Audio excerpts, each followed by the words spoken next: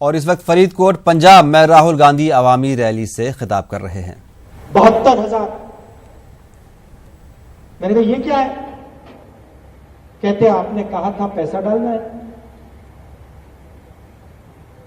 आपने कहा था 5 करोड़ परिवारों को आप पैसा देना चाहते हैं। हमने चेक किया, हम 5 करोड़ लोगों को साल का 72,000 रुपए दे सकते हैं। मैं हैरान हो गया, पहले वो हैरान थे, अब मैं हैरान हुआ। मैंने कहा क्या बात कर रहे हो? 72,000 रुपए 5 करोड़ परिवारों को, 25 करोड़ लोगों, कहीं गलती तो नहीं हुई? मैंने सोचा आप कहोगे 1,000, 2,000, 5,000, 10,000। कहते राहुल जी कोई गलती नहीं हुई। मैंने कहा आपने इसको चेक किया? हां चेक किया। कितने समय में? कहते 1 साल में। मैंने कहा बस एक बार? कहते नहीं, हर महीने 6,000 रुपए, साल के 72,000 रुपए, 5 साल के 3,60,000 रुपए। मैंने कहा तक कब तक? ये कब तक चलेगा? कहते हैं जब तक इन लोगों की आमदनी 12,000 रुपए प्रति महीना से कम होगी तब तक चलेगा। मैंने कहा आपने पक्का चेक किया है?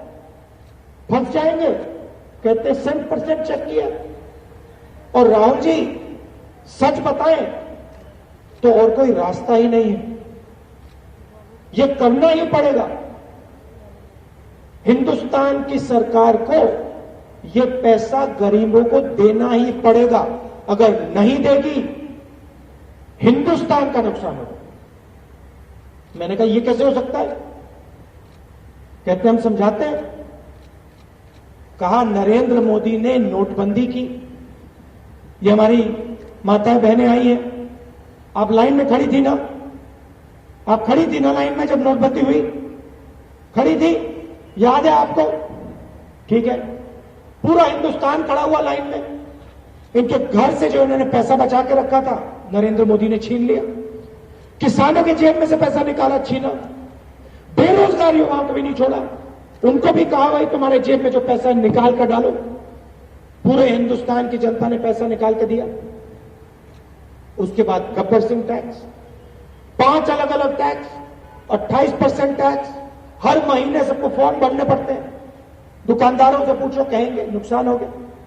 तो राहुल जी, इन्होंने समझाया मुझे, राहुल जी जैसे ही नोटबंदी हुई, जैसे ही गब्बर सिंह टैक्स लागू हुआ, हिंदुस्तान की जनता की जेब में से पैसा निकला, लोगों ने माल खरीदना बंद किया। जो पहले कुर्ता, शर्ट, पैंट, जूता, sari, toothpaste, toothbrush, mobile phone जो पहले बिक रहा था, लोग खरीद रहे थे, सब का सब बंद हो गया। जैसे ही माल खरीदना बंद हुआ, दुकानों में माल बिकना बंद हुआ। किसी भी दुकानदार से पूछ